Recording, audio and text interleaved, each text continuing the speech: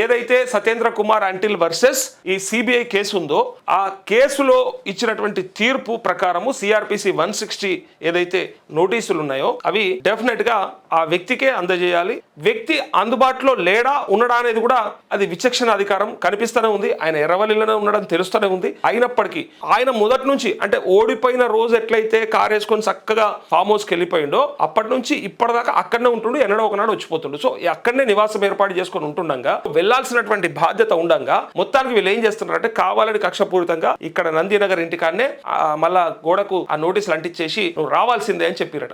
ఇది చట్ట విరుద్ధమైన రాజ్యాంగ వ్యతిరేకమైన నాకున్నటువంటి హక్కులని భంగం కలిగిస్తున్నారు కాబట్టి నేను ఖచ్చితంగా దానిపైన మాట్లాడతా అని చెప్తూనే తను రాసినటువంటి లేఖలు ఏం చెప్పిండంటే నేను ఈడ నందినగర్ లో ఉంటా, ఒక భారతీయుడిగా ఒక ప్రతిపక్ష నాయకుడిగా అట్లే మాజీ ముఖ్యమంత్రిగా డెఫినెట్ గా నేను అందుబాటులో ఉంటా అని చెప్పేసి మధ్యాహ్నం 3 గంటలకి ఇలా నందినగర్ కి పోలీసులు పోతారు. ఇక ఎట్లా సిట్ అధికారులు పోతారు.